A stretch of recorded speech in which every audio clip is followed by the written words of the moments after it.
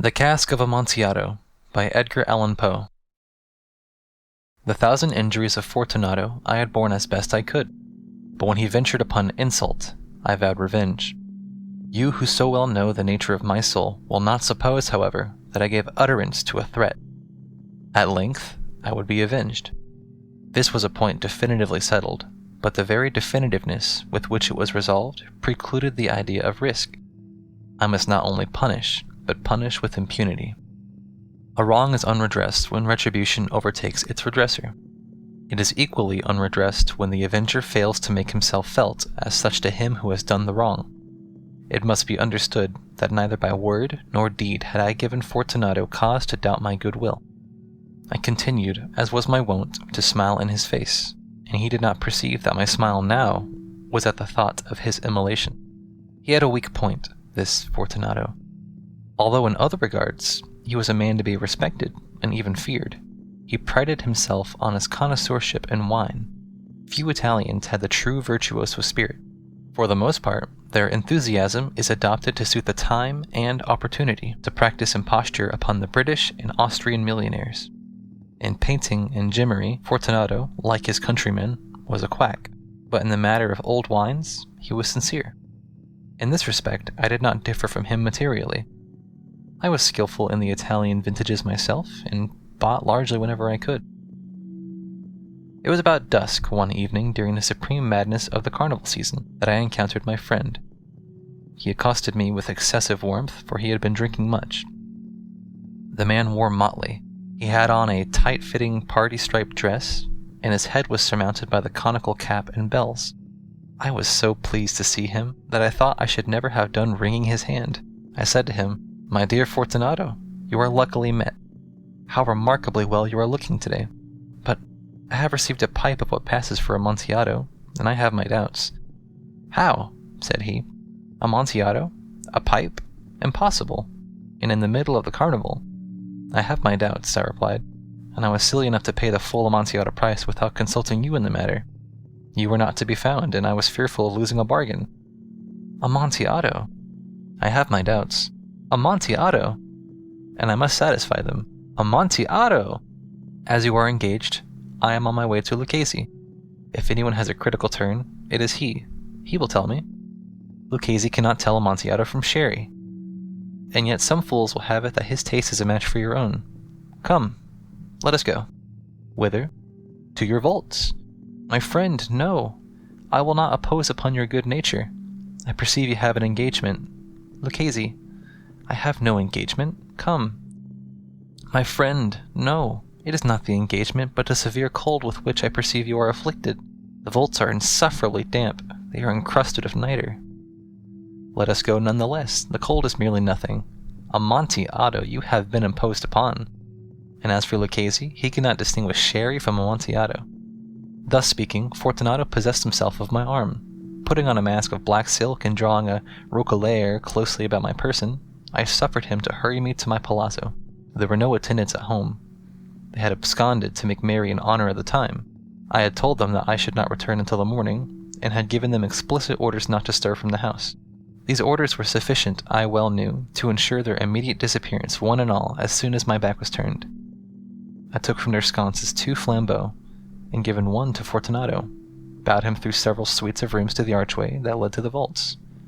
I passed down a long and winding staircase, requesting him to be cautious as he followed. We came at length to the foot of the descent, and stood together on the damp ground of the catacombs of the Montresors. The gait of my friend was unsteady, and the bells upon his cap jingled as he strode. "The pipe," said he. "It is farther on," said I, "but observe the white webwork which gleams from the cavern walls." He turned towards me, and looked into my eyes with 2 filmy orbs that were distilled the rheum of intoxication. "Nitre?" he asked at length. "Nitre," I replied. "How long have you had that cough?"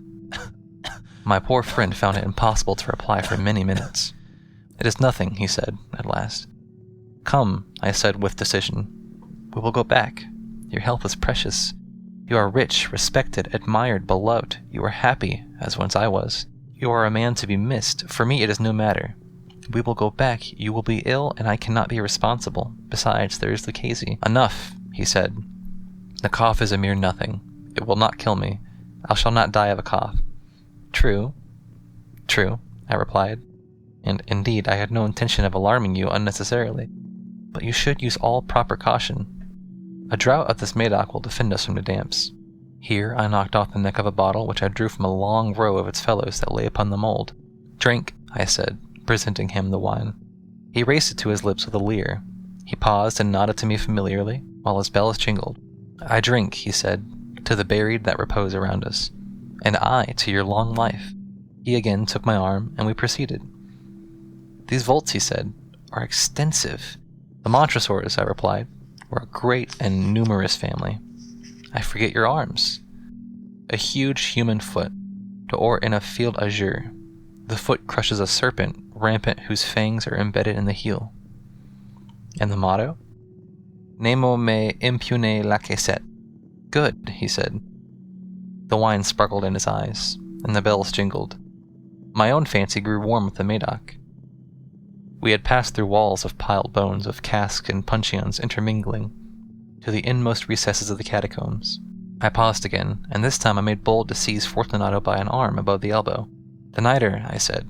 See, it increases. It hangs like moss upon the walls. We are below the river's bed. The drops of moisture trickle among the bones.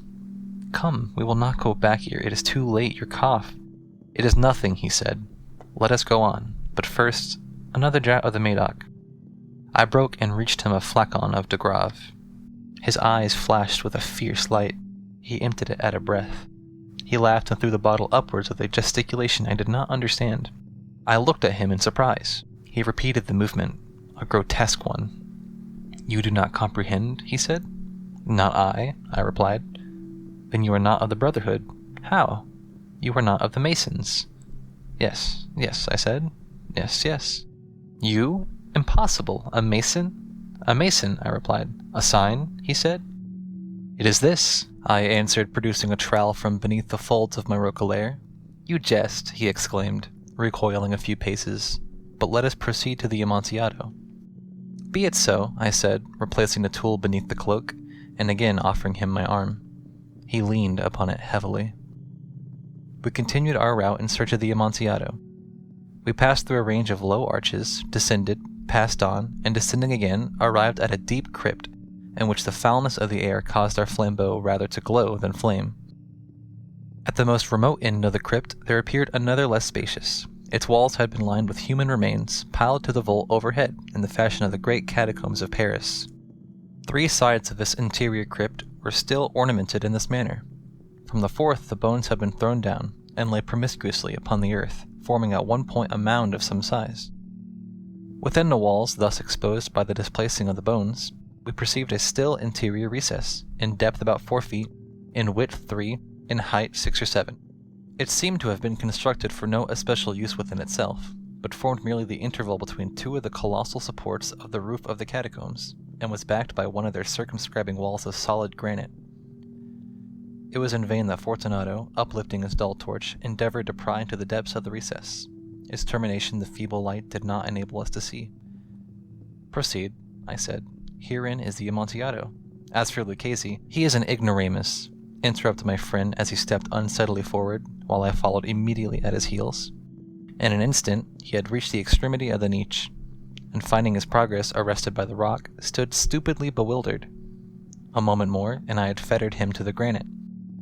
In its surface were 2 iron staples, distant from each other about 2 feet horizontally. From one of these depended a short chain, from the other a padlock. Throwing the links about his waist, it was but the work of a few seconds to secure it. He was too much astounded to resist. Withdrawing the key, I stepped back from the recess. Pass your hand, I said, over the wall. You cannot help but feeling the nitre. Indeed, it is very damp. Once more, let me implore you to return. No? Then I must positively leave you. But I must first render you all the little attentions in my power. The Amontillado! Ejaculated my friend, not yet recovered from his astonishment. True, I replied. The Amontillado. As I said these words, I busied myself among the pile of bones of which I have before spoken. Throwing them aside, I soon uncovered a quantity of building stone and mortar. These materials, and with the aid of my trowel, I began vigorously to wall up the entrance of the niche. I had scarcely laid the first tier of my masonry when I discovered that the intoxication of Fortunato had in a great measure worn off. The earliest indication I had of this was a low, moaning cry from the depth of the recess. It was not the cry of a drunken man. There was then a long and obstinate silence. I laid the second tier, and the third, and the fourth, and then I heard the furious vibrations of the chain.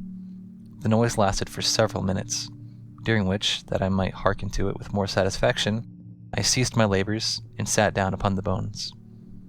When at last the clanking subsided, I resumed the trowel, and finished without interruption the fifth, the sixth, and the seventh. The wall was now merely upon a level with my breast. I again paused, and holding the flambeau over the masonwork, threw a few feeble rays upon the figure within. A succession of loud and shrill screams bursting suddenly from the throat of the chained form seemed to thrust me violently back. For a brief moment, I hesitated. I trembled. Unsheathing my rapier, I began to grope with it about the recess, but the thought of an instant reassured me. I placed my hand upon the solid fabric of the catacombs, and felt satisfied. I reapproached the wall. I replied to the yells of him who clamored. I re-echoed. I aided. I surpassed them in volume and in strength. I did this, and the clamorer grew still. It was now midnight, and my task was drawing to a close. I had completed the 8th, the 9th, and the 10th tier. I had finished a portion of the last and the 11th. There remained but a single stone to be fitted and plastered in. I struggled with its weight. I placed it partially in its destined position, but now there came from out of the niche a low laugh that erected the hairs upon my head. It was succeeded by a sad voice, which I had difficulty in recognizing as that of the noble Fortunato. The voice said, "Very good joke indeed, an excellent jest. We'll have many a rich laugh about at the palazzo. Over our wine." "The Amontillado," I said. "Yes, the Amontillado. But is it not getting late? Will not they be awaiting us at the palazzo, the Lady Fortunato and the rest? Let us be gone." "Yes," I said. "Let us be gone." "For the love of God, Montresor." "Yes," I said.